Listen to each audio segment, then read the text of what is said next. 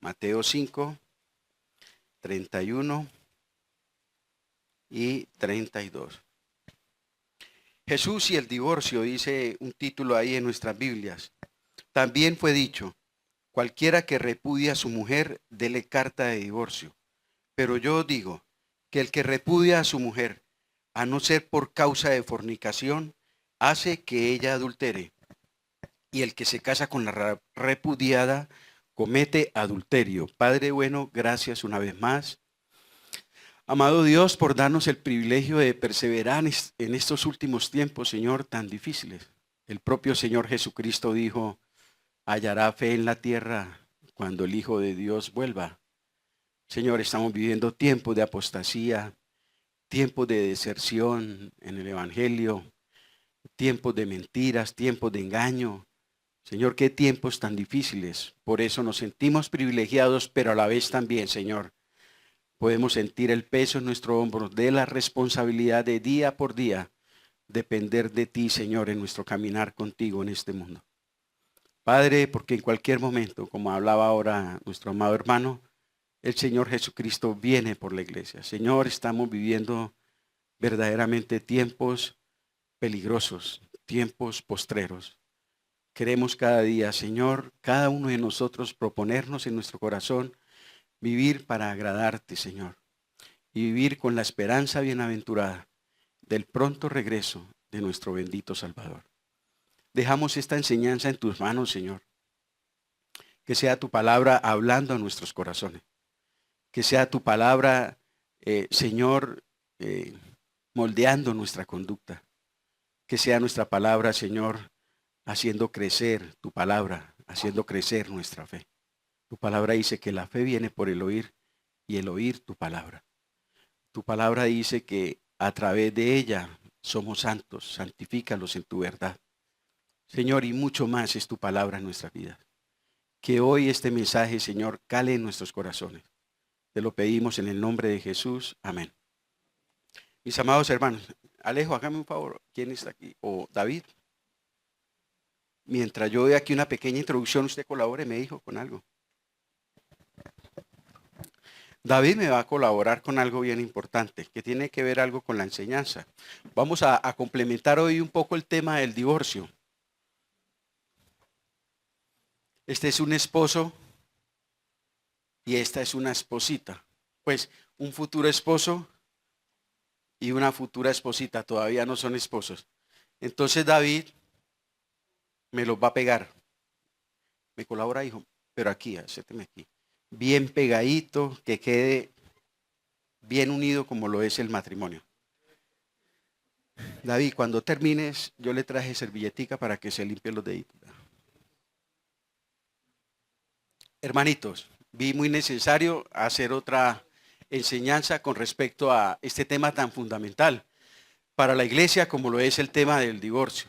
Yo pienso que lo que alcanzamos a ver colabórenme por favor, que lo que alcanzamos a ver en la enseñanza pasada, yo creo que para nosotros como creyentes fue suficiente lo que la Biblia enseña. En el caso de nosotros los creyentes, pienso que la Biblia es muy puntual y muy clara, que para nosotros el pueblo de Dios, los cristianos, no debemos ni siquiera considerar el tema del divorcio en nuestras relaciones matrimoniales, para nada, porque lo vimos muy claro, vimos en el Antiguo Testamento, vimos un poco más aquí en el Nuevo Testamento y pudimos concluir por lo que dice la enseñanza que definitivamente para el creyente y el pueblo de Dios el tema del divorcio no debe ni siquiera considerarse. Aquí Jesús identifica en estos dos versículos un problema, pero también nos da una enseñanza acerca del tema. ¿Qué pudimos concluir, hermanos amados, respecto a lo del divorcio para nosotros los creyentes? Bueno, yo al final de la enseñanza hice un resumen muy puntual, un resumen por supuesto escritural. Por ejemplo, ¿qué enseña la Biblia a nivel general en cuanto al matrimonio? Mateo 19:5 dice el propio Señor Jesucristo. Por tanto, dejará el hombre a su padre y a su madre, se unirán a su mujer y los dos, ¿qué? Serán una sola carne. Puntual. Claro. No necesitamos ser teólogos ni egresados de ningún instituto para poder entender esas palabras que tienen alusión al matrimonio. Serán una sola carne. Dejará a padre y madre y se unirá un hombre a una mujer. La institución quedó pegadita. Gracias. Hijo, gracias, mi amor. En cuanto al matrimonio, en cuanto al divorcio, dice el apóstol Pablo, primera de los Corintios capítulo 7, verso del 10 al 12. A los hermanos en Cristo, porque la carta a los Corintios fue escrita a los cristianos que estaban en la iglesia en Corinto. Y a esos cristianos que estaban en la iglesia en Corintio, que estaban casados, Pablo les dice, a los que están unidos en matrimonio, mando no yo, sino el Señor, es una orden de Dios, que la esposa no se separe del marido. Y si se separa, quédese sin casar. O reconcíliese nuevamente con su marido. ¿Y qué le dice a los esposos? Esposos, no abandonen a sus mujeres. Ahí no hay opción para considerar ni siquiera el divorcio.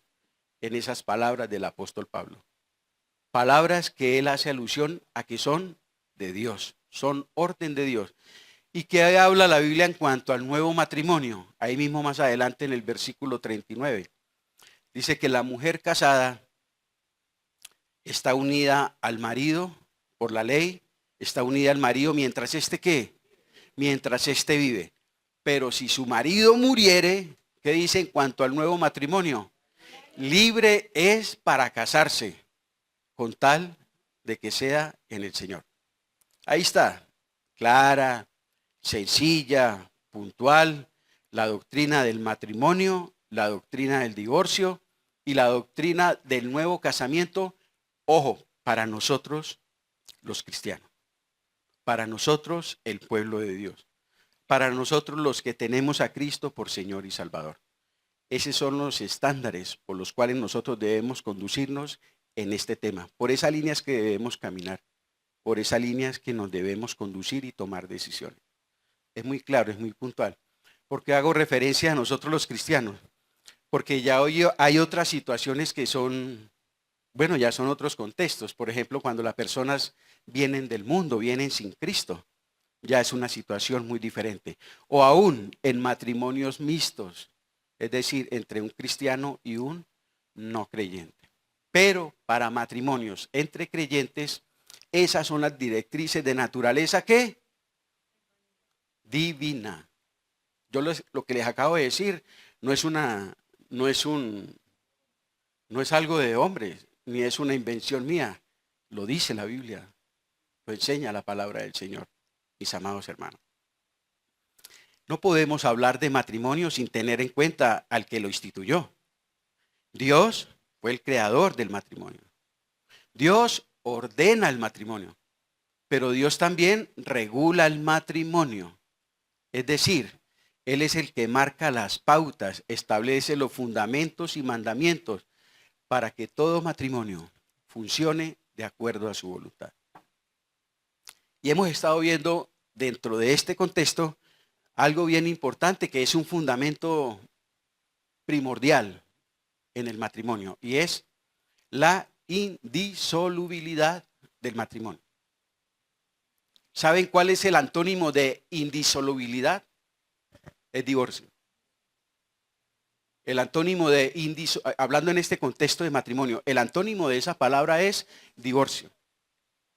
Divorcio viene de una palabra latina que es cuando el esposo y la esposa se dan la espalda y cada cual sigue por un camino diferente. Ya, nos divorciamos. Espalda con espalda, tú por allá, yo por allá y chao. Eso es divorcio.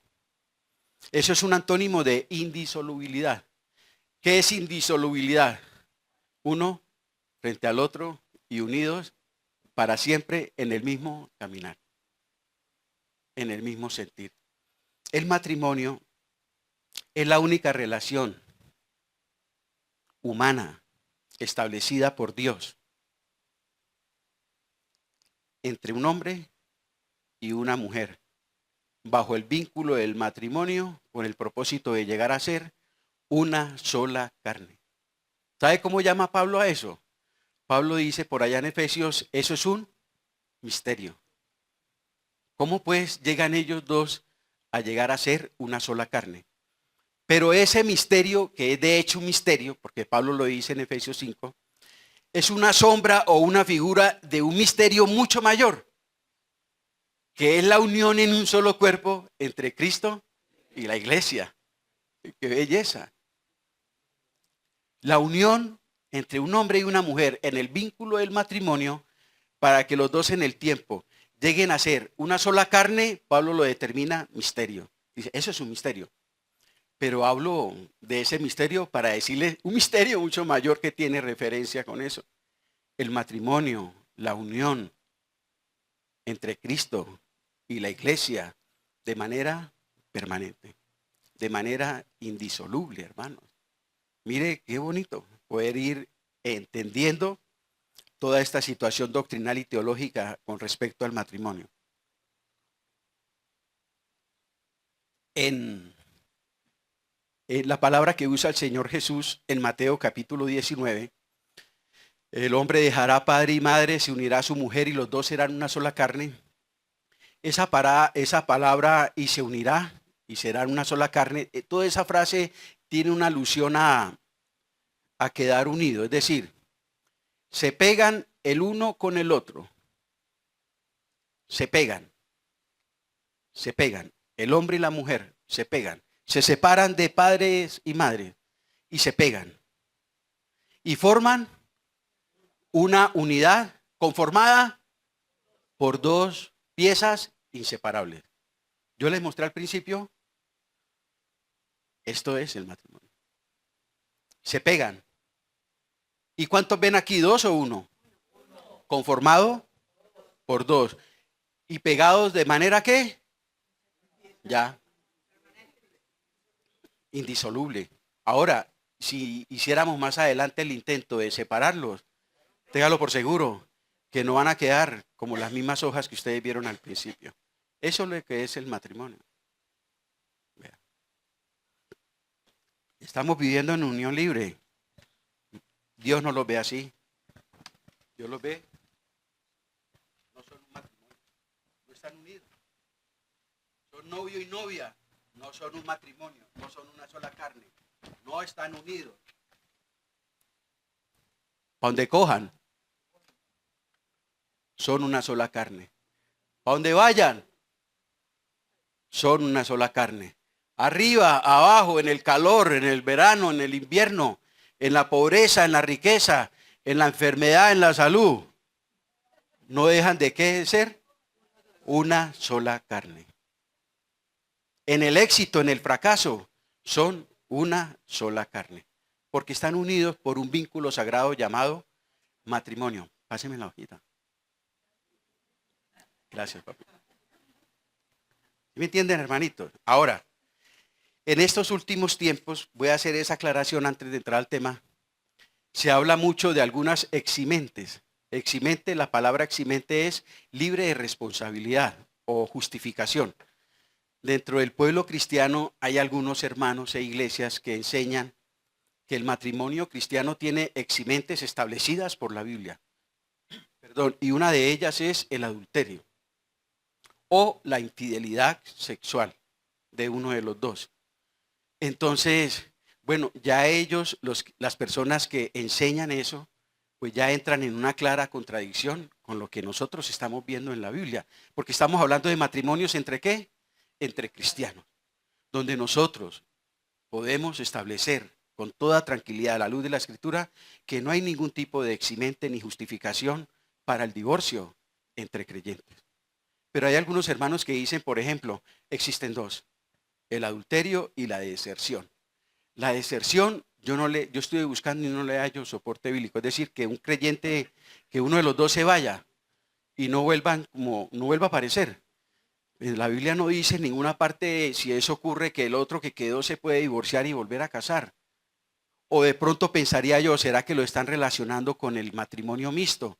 Cuando el incrédulo abandona al creyente, pero en ese texto de 1 Corintios 7:15, Pablo dice, si el incrédulo se quiere ir, déjelo que se vaya, porque no está el creyente llamado ¿a qué? A servidumbre. Pero yo sería muy irresponsable decirle a un hermano que esté pasando una situación como esas, bueno hermano, su esposo o su esposa que no son cristianos, se quiere divorciar, bueno, divórciese. Bueno, ¿y qué más puedo hacer, hermano Antonio? Sería irresponsable de parte mía, ¿sabe por qué? Porque ahí yo no lo veo claro en la escritura, decirle cásese de nuevo. Eso suena duro. Ese señor que está hablando eso es un fanático. No tiene amor, no es considerado, no se pone en los zapatos del otro. Puede mucha gente estar pensando cuando escuchan este tipo de interpretación. Pero es que léalo, hermano. La Biblia no da pie. Todo lo que dicen para aprobar ese tipo de actitudes que ocurren después de un divorcio de esos son simplemente conjeturas. O sea, no es bíblico, no hay ni una raíz etimológica confirmada para decir sí, ahí da a entender que se puede volver a casar. No. Entonces lo de la deserción realmente, pues yo no veo un soporte bíblico. Y de la inmoralidad sexual, ¿de dónde se pegan? De dos textos que están en Mateo, solamente en dos textos que hay en Mateo. Mateo capítulo 19 y este que estamos estudiando, Mateo capítulo 5. Verso 32 dice, pero yo digo que el que repudia a su mujer, a no ser por causa de fornicación, entonces ellos dicen, ¿se da cuenta? Ahí hay una eximente, ahí hay una justificación de parte de Dios para el creyente, muy clara, muy puntual, cuando hay infidelidad sexual, cuando hay adulterio. Bueno, los hermanitos afirman esa situación. Y usted se va a la Biblia a estudiar al estilo Leocadio, que nuestro amado hermano le gusta coger y estudiar la raíz de las palabras, y es correcto, y por ejemplo una enseñanza como esta es fundamental, porque la palabra que aparece ahí como eximente, esa palabra en el griego no es adulterio. Exacto. Porque si Jesús hubiera dicho adulterio, hubiera empleado la palabra en el griego que se dice moicheia. Pero en el griego es porneia, la palabra fornicación que aparece ahí. Y la palabra porneia significa todo, inmoralidad sexual de toda naturaleza, que ofende a Dios, que transgrede la ley de Dios. Porneia, inmoralidad sexual de toda naturaleza, que ofende la santidad de Dios. Es la palabra que aparece aquí en el texto y la que aparece en Mateo. Pero los hermanos, etimológicamente, en la raíz de las palabras, en el griego en que fue escrito el Nuevo Testamento, ellos están colocando algo que no es. Porque si fuera ahí adulterio o infidelidad sexual, en el griego aparecía era, ¿cómo es, Leo? No, en el griego la adulterio. Moiteia, no porneia. O sea que etimológicamente pues están colocando algo equivocado, porque eso no lo enseña la Biblia. Y segundo, si fuera así, que el Señor Jesucristo estaría dando una eximente en cuanto a infidelidad sexual, pues versículos antes el Señor Jesucristo viene enseñando que Él no vino a abrogar la ley, sino que Él vino fue a qué? Él vino fue a cumplirla.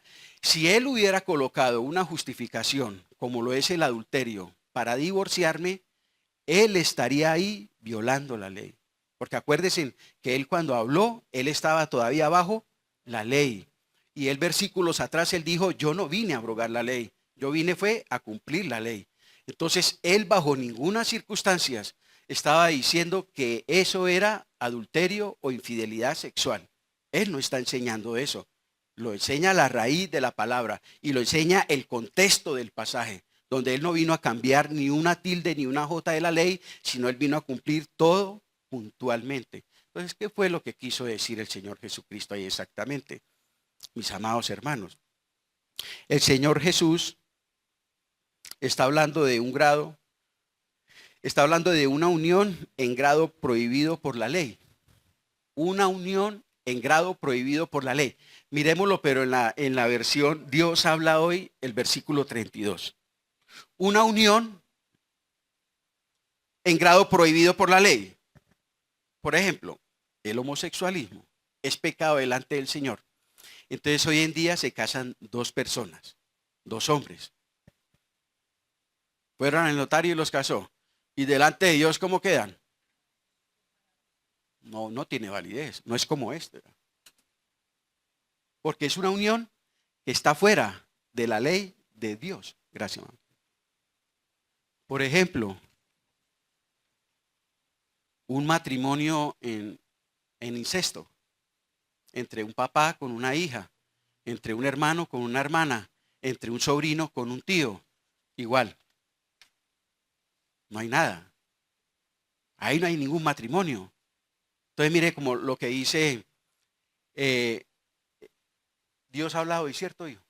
Dice, pero yo les digo, dice el Señor Jesucristo, que si un hombre se divorcia de su esposa, mire la eximente aquí bien interpretada, a no ser en el caso de una, ¿qué?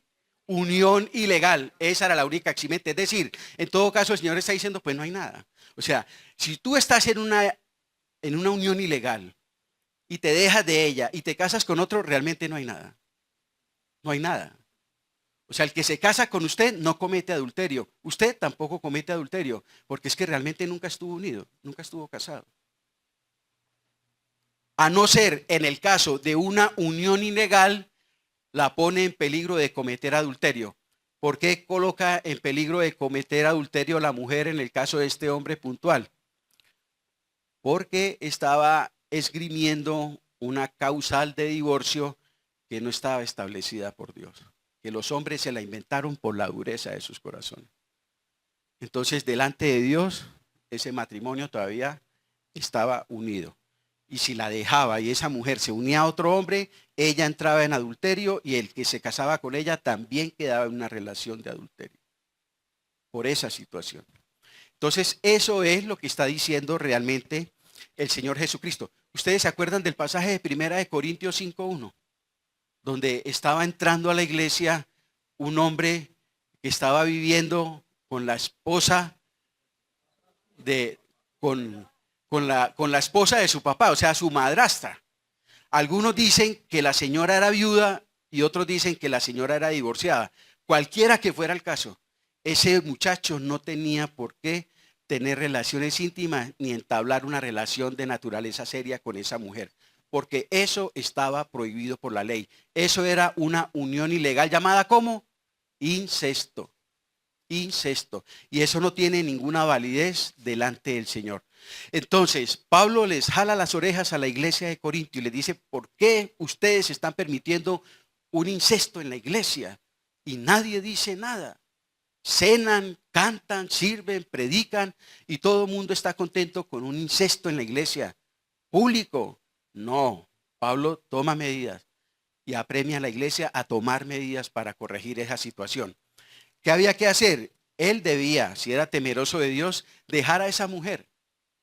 Pero ya luego él podía, ahora sí, casarse con otra. ¿Cometía adulterio? Para nada. Porque él realmente nunca estuvo casado con ella. Porque era una unión que no estaba establecida por Dios. Era una unión ilegal. Entonces, teniendo en cuenta eso, hermanos, ¿qué podemos concluir? No existe el divorcio para los creyentes. ¿Ustedes saben por qué le cortaron la cabeza a Juan el Bautista? Porque le dijo al rey Herodes, la relación en que estás no es lícita. ¿Y en qué relación estaba el rey Herodes? Él estaba con la hermana, con la esposa de su hermano, incesto. Incesto. Herodes, la mujer que tiene, la relación en que está no es lícita por la ley de Dios. Estás en pecado, Herodes. Está en una relación de incesto. Y eso es pecado, mis amados hermanos. Bien, mis amados hermanos, entonces, habiendo dicho eso y habiendo nosotros como iglesia entendido esa situación, nos podemos preguntar, ¿por qué nos divorciamos los cristianos? Bueno, que entre comillas sea con la eximente de adulterio e inmoralidad sexual. Pero si tú miras la mayoría de los casos de divorcio en la iglesia cristiana, no son por inmoralidad sexual. Son por situaciones de carácter, son por situaciones de economía, son porque no son compatibles en muchas situaciones y terminan y los pastores aprueban todo eso. Porque si fuera realmente por adulterio, bueno, Hay algunos, pero en la mayoría de los casos no es ni siquiera por adulterio que se están divorciando los cristianos. Hermanitos, ¿por qué nos divorciamos entonces los cristianos en estos últimos tiempos si decimos amar a Dios, honrar a Dios y obedecer a Dios? Y estamos incurriendo en prácticas como estas que las escrituras enseñan muy claramente que Dios la ¿qué? Dios la aborrece. Es decir, tú estás haciendo de una manera jovial, pública y deportiva, casándote, divorciándote, y andando con una Biblia y predicando el Evangelio. Estás haciendo algo que ese Dios que tú predicas odia, aborrece. Dios aborrece, Dios odia el divorcio, mis amados hermanos. ¿Por qué nos divorciamos los cristianos? Primero, porque Cristo no es el centro en nuestras vidas matrimoniales. Realmente no.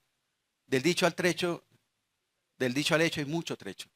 Nosotros decimos muchas cosas, pero realmente en la práctica, con tristeza lo decimos, vivimos poco el Evangelio. Y eso con mayor verdad se ve allí en la privacidad de nuestros hogares, en la privacidad de nuestros matrimonios. Como cristianos vivimos matrimonios ateos, matrimonios desprovistos del verdadero temor a Dios y de su palabra. La clave para un matrimonio estable y armonioso depende de la relación de fe de cada cónyuge con el Señor Jesús y su palabra. Es importantísimo, hermano. La clave para un matrimonio exitoso, saludable entre dos creyentes, depende en primer lugar de la relación personal y vital del esposo y la esposa, cada uno de manera individual con quién. Entre más me acerque yo a Dios, más me voy a acercar en amor y en respeto, en cariño hacia quién, hacia mi esposa. Entre más me acerco como esposa al Señor, Él más me va a acercar a ella, a mí como esposo, en amor, en respeto, en cariño. Entonces, cuando nosotros, ¿qué dice Juan 15:5? Separados de mí, dice el Señor, leámoslo completico, ese versículo, por favor.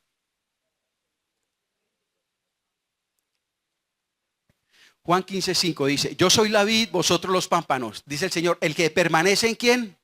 Ese es el problema, que el Señor nos salva, el Señor nos perdona, pero de ahí para allá seguimos viviendo la vida a nuestra manera. O sea, no nos preocupamos por cultivar una relación personal con Jesucristo. Diaria, personal con Él, de intimidad con Él. No nos preocupamos. Unos porque no me interesa, vivo muy ocupado. Y otros porque realmente no es que no puedo, hermano. Tengo mucho trabajo. Yo no puedo, tengo mucho trabajo, mantengo cansado, tengo muchas responsabilidades, tengo muchas ocupaciones para estar leyendo la Biblia y arrodillado a toda hora. No, yo no tengo tiempo para eso. Y eso en el tiempo se ven las consecuencias. Porque el Señor Jesús dice, el que permanece en mí. Y permanecer en Él es eso, diariamente a los pies del Señor. ¿Recuerdan la historia de María? Porque la otra vivía turbada, cansada, confundida, estresada, deprimida, enojada. ¿Por qué? Porque se olvidó de cultivar una relación personal con el Señor que acaba de entrar a la casa de ella. Para ella era más importante lavar los platos de la cocina que sentarse a escucharlo. En cambio, María dice que cuando él entró, María se olvidó de todo y se sentó a los pies del maestro. ¿A hacer qué? A oír la palabra del maestro. Y Jesús dice, Marta, tú estás cansada, tú estás agotada, hija, estás estresada. ¿Cuál es la causa, Señor? Para ti es más importante lavar los platos de la cocina que estar aquí conmigo. Por eso estás así. Mira a María, tu hermanita. Ella ha escogido la mejor parte y no le será quitada. ¿Por qué hay tantos conflictos en los matrimonios? Porque hay tantos conflictos, porque hay tantas diferencias, porque no sabemos resolver problemas como pareja, porque no tenemos la gracia de Dios, porque no tenemos la dirección de Dios. ¿Por qué? Porque vivimos sin Dios, vivimos un cristianismo sin Dios, vivimos un cristianismo de religión.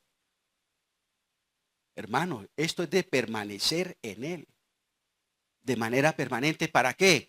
Para llevar fruto. Este lleva mucho fruto. ¿Quién? El que permanece en Él. Porque separados de mí, dice el Señor, queremos un buen matrimonio. Queremos un matrimonio precioso.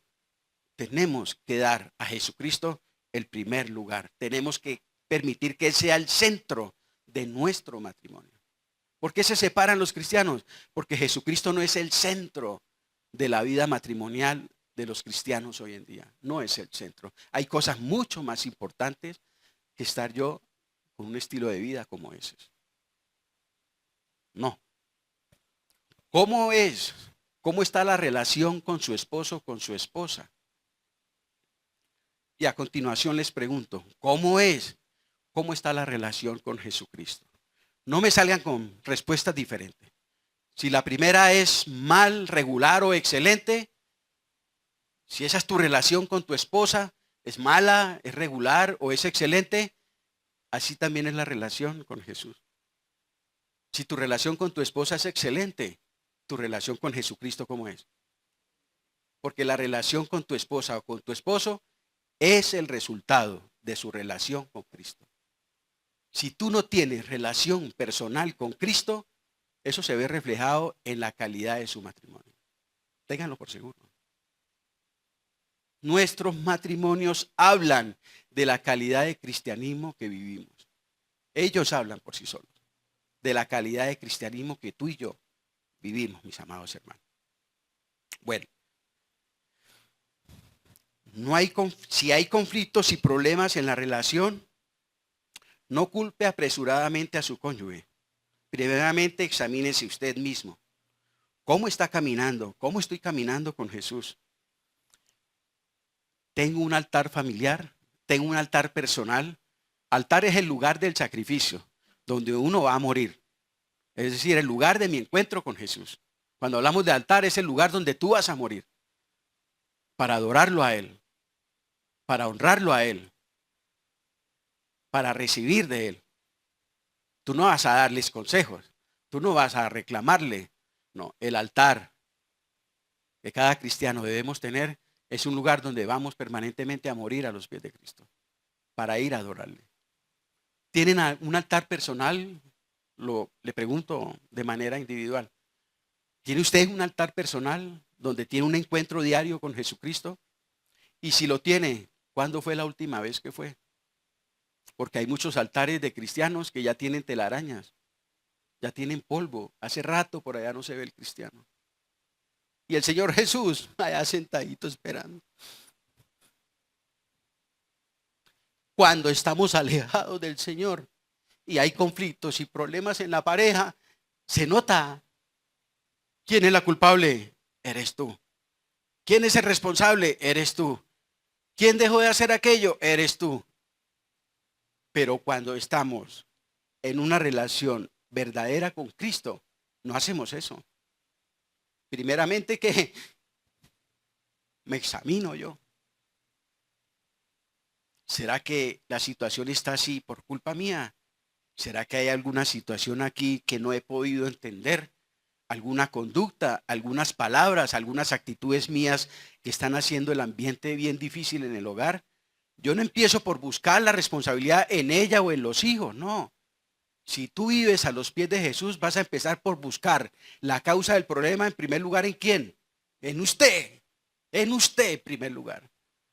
Y muy seguramente algo va a encontrar de responsabilidad en eso, muy seguramente. Un matrimonio que tenga a Cristo en el centro de su relación será un matrimonio que, entre otras cosas, ahora, aquí cambiamos del altar personal, y si estamos en una relación de matrimonio, también necesitamos, no es una opción, necesitamos cultivar con mi esposo o con mi esposa un altar matrimonial. ¿Lo tienen ustedes? Ustedes tienen un lugar de encuentro con Jesucristo como esposos, donde hagan un acto en sus quehaceres, en la cotidianidad de la vida, del diario ir y venir, y como esposo y esposa van al altar, oran,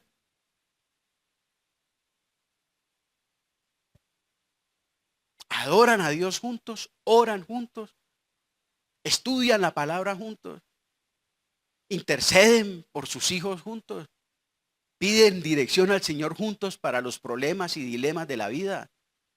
Están juntos ahí a los pies del Maestro.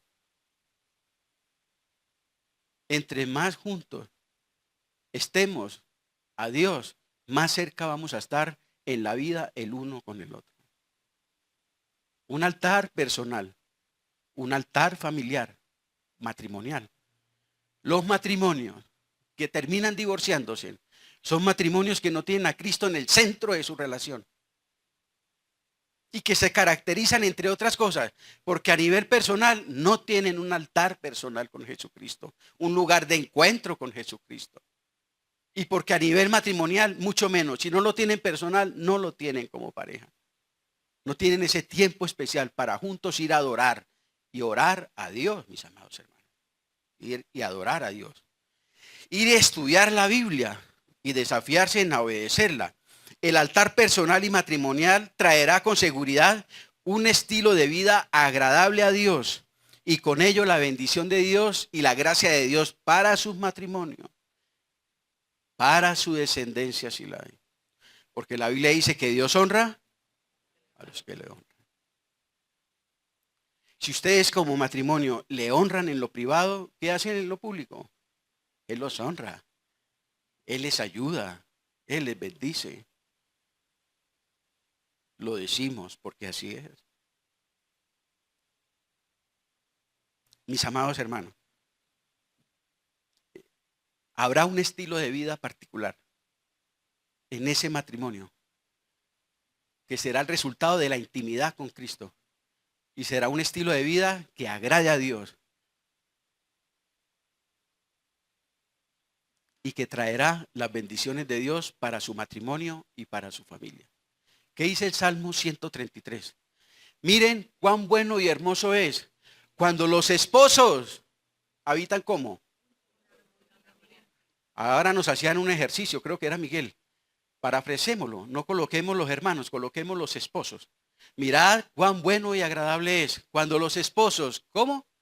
¿Habitan qué? Junticos, en armonía. ¿Qué ocurre? Ahí envía el Señor bendición y vida eterna. Hermanos, esposos, esposas, matrimonios representados aquí, tienen un altar matrimonial donde van a adorar y a encontrarse con Cristo. Y si lo tienen, ¿hace cuánto no lo visitan? Salmo 24:3.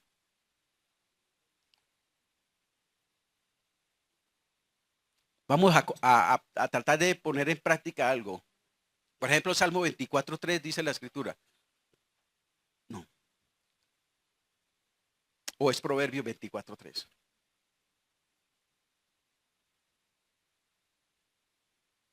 Amén. Con sabiduría se edifica la casa, el matrimonio, la familia. ¿Con qué? ¿Cuál sabiduría? La sabiduría que emana de la palabra de Dios. Esa palabra de Dios que ustedes como matrimonio cada día la estudian, la meditan, la leen, la atesoran en su corazón. ¿Qué surge de eso? Sabiduría para sus vidas. Con sabiduría se edificará la casa y con prudencia ¿qué? Se afirmará. Mis amados hermanos, sabiduría, principios divinos que traerán amor y armonía en la relación. Un matrimonio cristocéntrico es un matrimonio que aplica los principios divinos para su relación matrimonial. Y un matrimonio que no sea cristocéntrico hace todo lo contrario. Miremos el ejercicio, el paralelo. Por ejemplo, un matrimonio cristocéntrico que disfruta y conoce la sabiduría de Dios es un matrimonio que, en primer lugar, no vive con los suegros bajo ninguna circunstancia. No viven con los suegros. ¿Por qué? Porque ese pastor es cantaletudo y les dice eso. No, ¿quién lo dice? Lo dice, lo van a leer en la palabra de Dios. Dejará el hombre a su padre y a su madre. Un matrimonio que no sea cristocéntrico. ¿Sabe qué hacen? Cualquier problemita, se van para donde los suegros a vivir. Y luego la nuera resulta peleando con la suegra, y chismes, problemas, y luego ese matrimonio termina en divorcio. Un matrimonio cristocéntrico no dan más prioridad a padres, hermanos, hijos o amigos que a su esposo o a su esposa. Un matrimonio donde Cristo sea el centro nos enseña en primer lugar que después de él, la persona más importante en la vida y por la cual me tengo que priorizar en todas las situaciones es mi esposa. Por encima de mis hijos. por encima de mis padres, por encima de mis amigos, por encima de los hermanos en la iglesia. Después de Cristo, la relación más importante para mí es la relación con mi esposita. Y a ello le doy prioridad por encima de todas las personas. Eso es no ser grosero, eso es aplicar los principios de la palabra de Dios. Y la esposa lo mismo.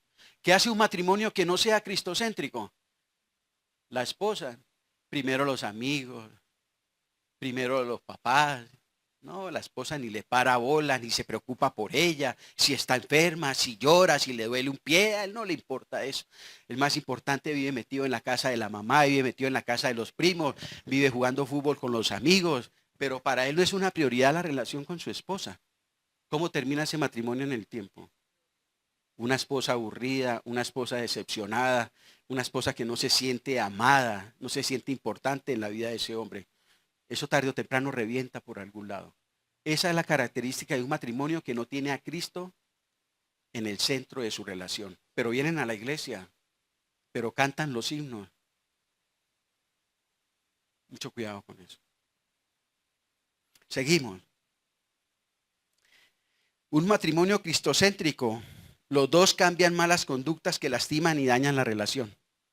En un matrimonio cristocéntrico, Dios me hace caer en cuenta a mí que estoy tratando mal a mi esposa, que mi esposa me está irrespetando a mí, que nos estamos faltando al respeto, que el trato está en unos niveles tal que nos estamos produciendo el daño. Entonces el Señor nos redarguye y ahí mismo está el temor a Dios. ¿Y qué hacemos? Ahí mismo los dos empezamos a tomar medidas para no seguir reproduciendo esas conductas que nos están hiriendo y nos están dañando. Eso hace un matrimonio cristocéntrico.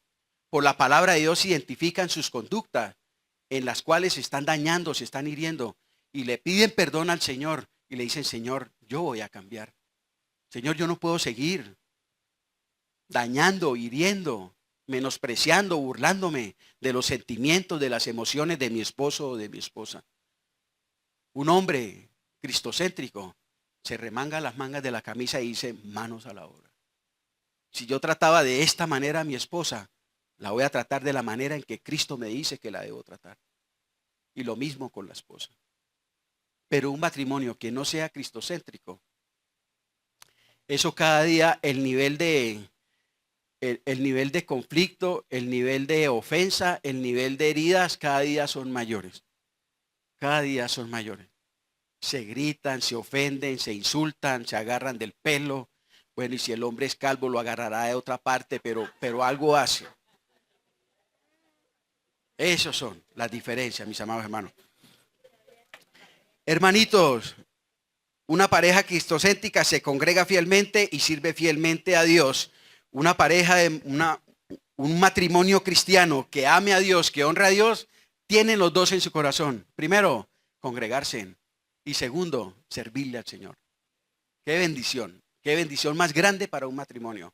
Honrar a Dios de esta manera, congregándonos y sirviéndole a Él con todo nuestro corazón. Eso ustedes no saben la bendición que trae al matrimonio cuando ese matrimonio se consagra al servicio del Señor aquí en la iglesia. Cuando es un matrimonio de testimonio, cuando es un matrimonio que da ejemplo en todo. Aman estar con los hermanos en la iglesia, servirle a los hermanos en la iglesia, predicar el evangelio a los perdidos. Eso es un matrimonio bendecido por punta y punta de parte del Señor. Un matrimonio que no sea cristocéntrico. No, hay más prioridades, los paseos, las fincas, la ciclovía. Ay, no, es que a toda hora uno metido en la iglesia tampoco. Y eso de estarle uno metiendo cuentos de que uno tiene que servir. No, a mí no me metan en ese asunto. Bueno, eso habla mucho de la relación que la persona tiene con Dios. O no ha entendido bien el evangelio o está frío en su relación personal con Jesucristo. Y para terminar, nunca se mienten, siempre se perdonan y tienen dominio propio sobre sus emociones y carácter. De modo que cortan de raíz con los insultos, el irrespeto y las agresiones. Mire usted qué diferencia cuando Cristo es el centro en un matrimonio. Les pregunto, mis amados hermanos, ¿Cristo es el centro en sus matrimonios?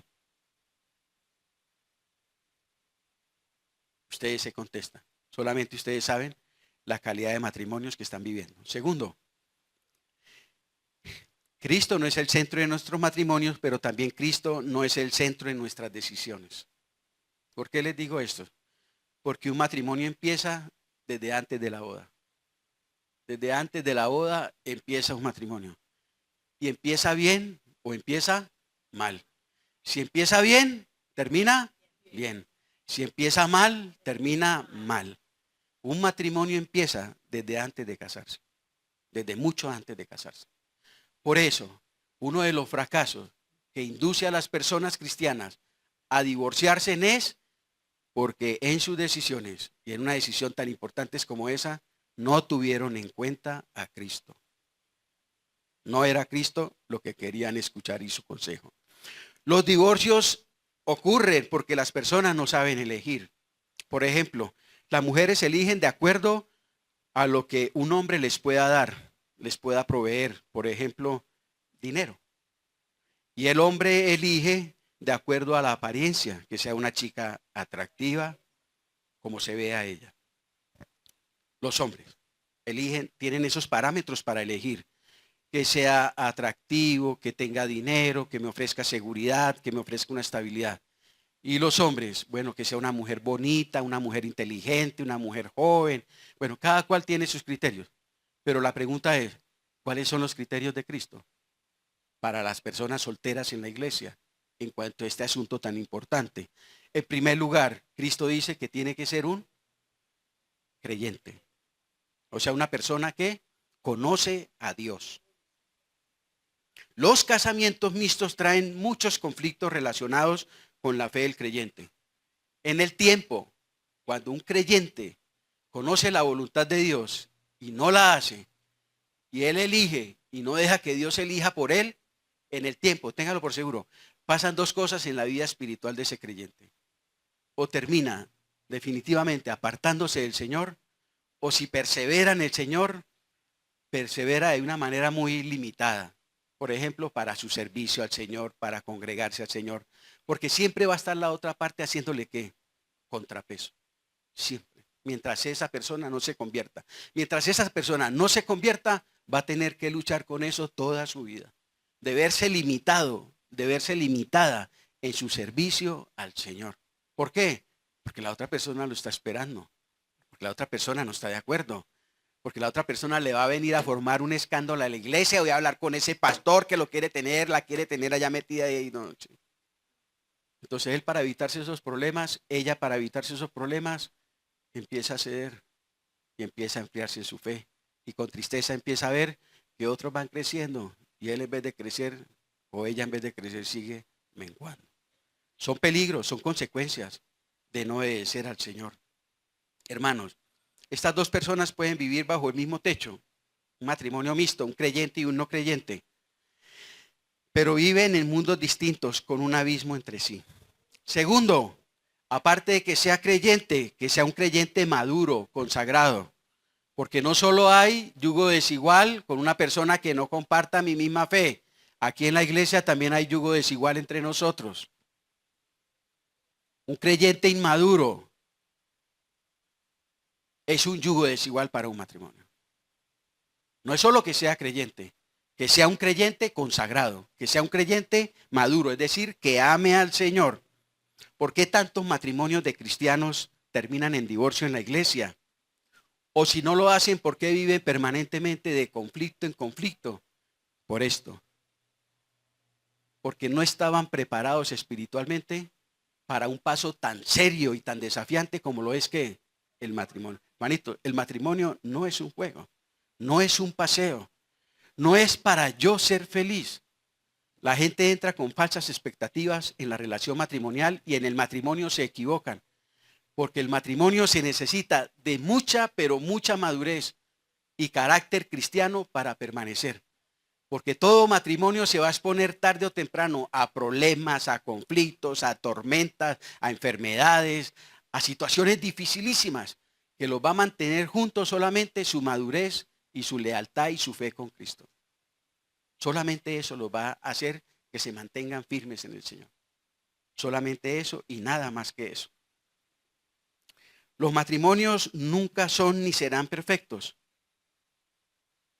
porque tanto el esposo como la esposa somos inclinados siempre a pecar, siempre. Y tarde o temprano, esta situación, pues de una u otra manera va a afectar nuestra manera en que nos relacionamos. Por eso se necesita de mucha madurez. Colosenses capítulo 3. ¿Ustedes no se acuerdan de aquel señor que llamó a la mamá de llevaba como 6 meses de casado? Bravo, mami, recíbeme. ¿Y qué te pasó, hijo? No, mami, ya estoy cansado que ya no me haga la sopa como usted me la hacía. Y madurez, no, y cosas en serio, parece recocha. Una vez un hermano de alcance mundial nos contó el siguiente testimonio. Una vez me enojé con mi esposa, fue tanto el enojo que era un expositor de la palabra. Que cogí el maletín, eché la ropa y me fui para donde mi pastor, porque mi pastor vivía en una iglesia grande y yo sabía que él tenía ya morada para mí. Le di dura la puerta y salí enojado. Y llegué donde el pastor, como a las 12 de la noche, con la maleta en la mano. Mijo, ¿qué le pasó? Pastor, necesito que me dé posada. Ya el pastor miró la hora. Claro, mijo, bien pueda. Lo recibió, le trajeron cafecito, se paró la esposa y lo atendieron. Y ya se pusieron a conversar. ¿Qué pasó? Y él le comentó pues que había tenido un encuentro, un conflicto muy difícil con su esposa. Y el pastor le dijo, bueno, hermanito, ¿cómo así? Vamos a hacer algo. Primero vamos a orar por esa situación. Y en segundo lugar, mañana apenas, hoy va a dormir aquí porque ya es muy tarde, pero mañana apenas amanezca, se va para de su esposa. Yo aquí no lo voy a tener. Él nos cuenta que cuando el pastor le dijo eso, le dio rabia. Él dice que le dio rabia con el pastor. Pero que después, en la mañana, cuando él fue, ya con otro ánimo, ya tocado por el Señor, reconcilió las cosas con su esposa, él le dio gracias al pastor. ¿Se necesita de qué? De madurez espiritual para vivir la vida matrimonial. Colosenses 3 del 12 al 13. Esto es madurez espiritual.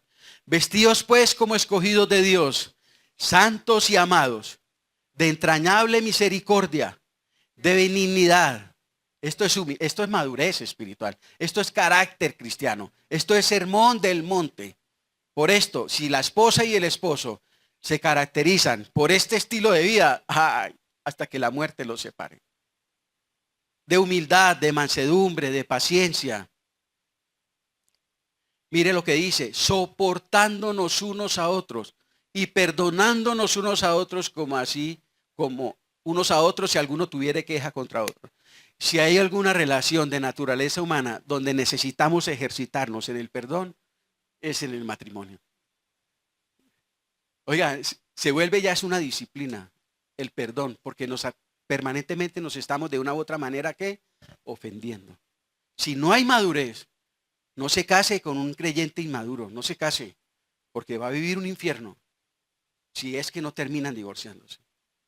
Con un creyente inmaduro no se puede casar porque también es yugo desigual. Y para los jóvenes, antes de enamorarse, fíjense bien, muchas familias destrozadas porque locamente eligieron por estar enamorados. La palabrita es terrible. Yo la comparo con la de Efesios 5:18. No os embriaguéis con vino, en la cual hay ¿qué? El vino tiene la facultad de embrutecerlo. No lo deja ver la realidad de las cosas. Le hace perder el juicio, el vino, la borrachera. Estar enamorados tiene los mismos efectos. No entran en juicio, no oyen a Dios, no escuchan consejos, pierden la noción del tiempo, pierden todo. Estoy enamorado. Y hay un refrán de unos viejitos que dice, pues si estás enamorado, no te cases. Si estás enamorado, no te cases, mi amado hermano. ¿Qué se debe hacer entonces? Orar, orar y orar. Por muchos problemas y tormentos que tenga un matrimonio, cuando se empieza bien, se termina bien. Y el Señor añadirá gracia tras gracia.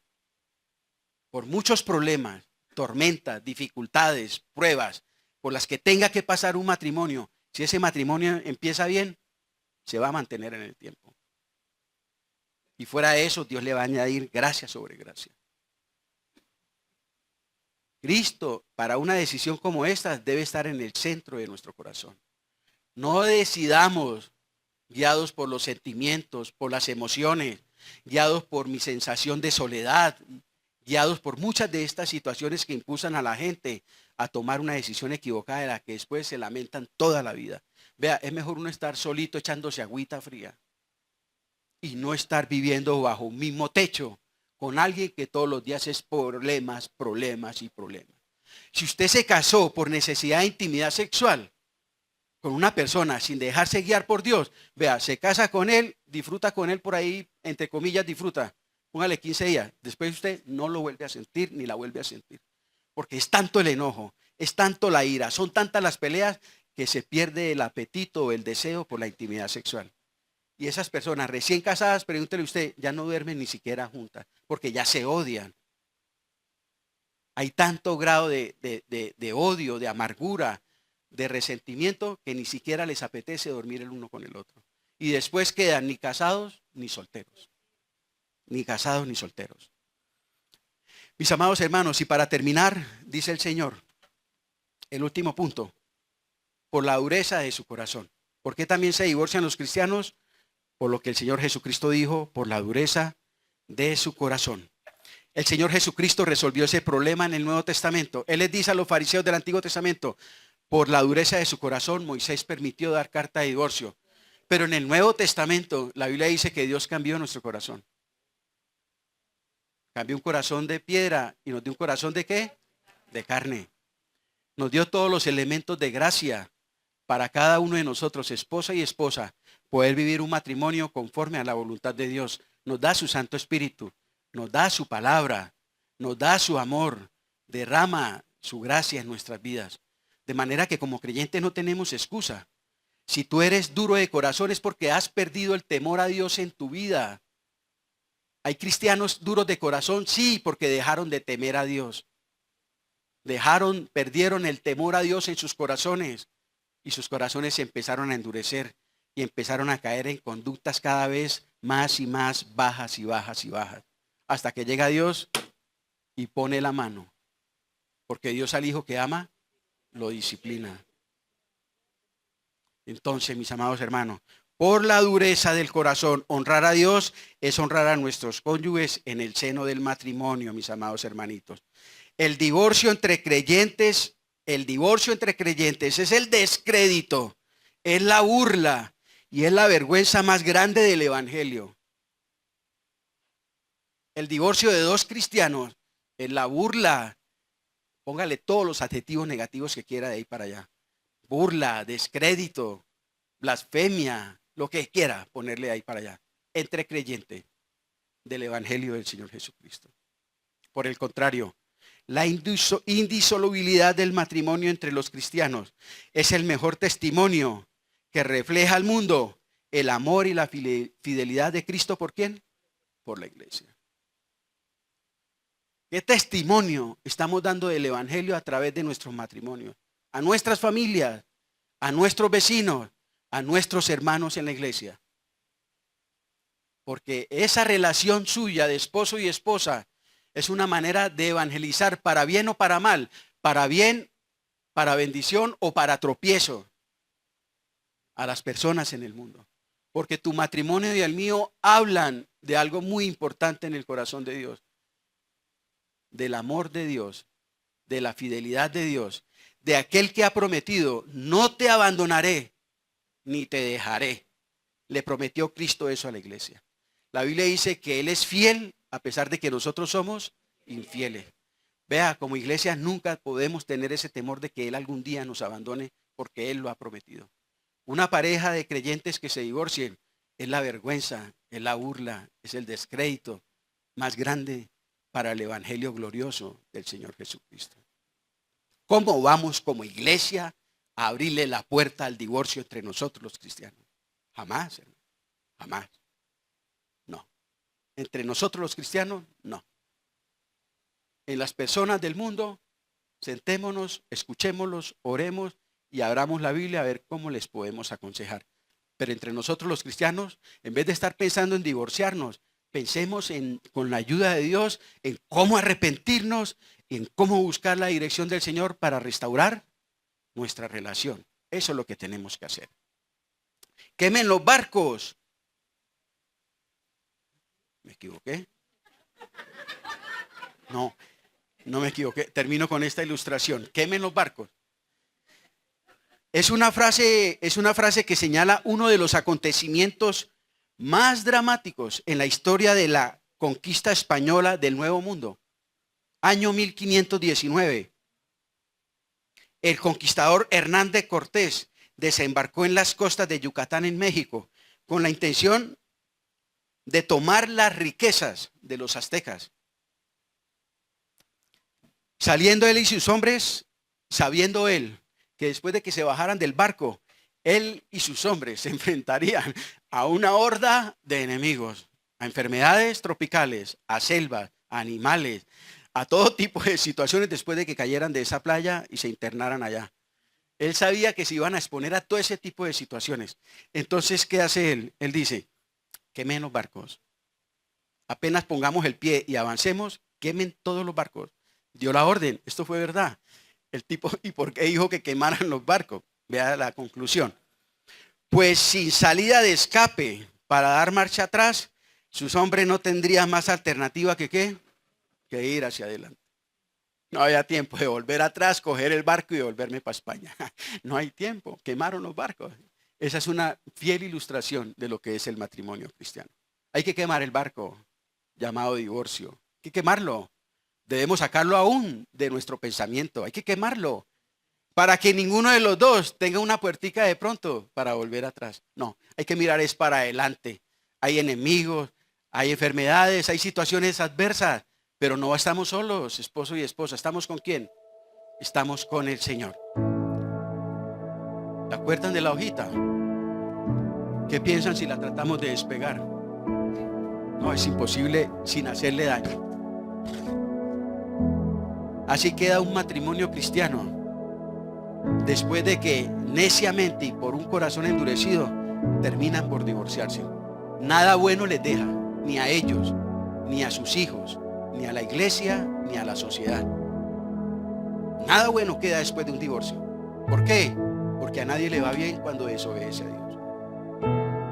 Ya es imposible volver a dejarlas como inicialmente estaban. Porque para Dios el matrimonio es sagrado. Igual. Oremos, hermanito. Padre de los cielos, gracias le damos en el nombre de Jesús por su palabra, donde una vez más, Señor, nos desafías a trabajar fuertemente, Señor, en nuestras relaciones matrimoniales, entendiendo que si honramos a nuestras esposas, que si amamos a nuestras esposas, que si cuidamos y sustentamos a nuestras esposas, te estamos honrando a ti, Señor. Las mujeres entendiendo que si respetan a sus maridos, oran por sus maridos, animan a sus esposos, cuidan de ellos, te están honrando a ti, Señor. Señor, que como iglesia, los matrimonios en esta congregación, quememos los barcos, Señor. Que cerremos las puertas, aún esa palabra la saquemos de nuestra mente y de nuestros corazones. Y que en obediencia a tu palabra y en amor a ti, Señor Jesucristo, los dos, esposita y espositos, tomados de tu mano, Señor Jesús, contigo a nuestro lado, podamos sortear todas las vicisitudes, problemas, aflicciones, desafíos por los que tiene que pasar un matrimonio en esta vida, y que lo podamos hacer cada día en amor, y que lo podamos cada día de tu mano y dependiendo de ti, Señor. Oro para que como hermanos y matrimonios restauremos, Señor, o establezcamos en nuestros hogares esos altares donde tenemos un encuentro contigo, como María, Señor, donde vayamos a ese altar a adorarle, donde vayamos a ese altar de rodillas, a escuchar su palabra, a orar a pedirle perdón por nuestros pecados. Señor, necesitamos restaurar y levantar esos altares en nuestras vidas personales, pero también en nuestro matrimonio, Señor, porque queremos ser matrimonios conforme a tu palabra. Bendice los matrimonios de la iglesia, perdona nuestros pecados, ayúdanos, Señor, cada día a amarnos como Cristo nos ama a nosotros. Ayúdanos, Señor, bendice la obra de nuestras manos. Gracias por la provisión, gracias por el alimento, por una cama para dormir, por un techo para escaparnos. Gracias por el fruto de nuestro amor, que son nuestros hijos. Te pedimos, Señor, por nuestros hijos, sean creyentes o no, sean adultos o chicos. Oramos por todos nuestros hijos, que son la herencia, Señor, que tú nos has dado a los matrimonios, Padre. Santifica, bendice y ayúdanos, Señor, en nuestros matrimonios, para que a través de nuestros matrimonios podamos ser sal y luz a un mundo que se pierde. En el nombre de Jesús, amén. Hermanito, Dios los bendiga.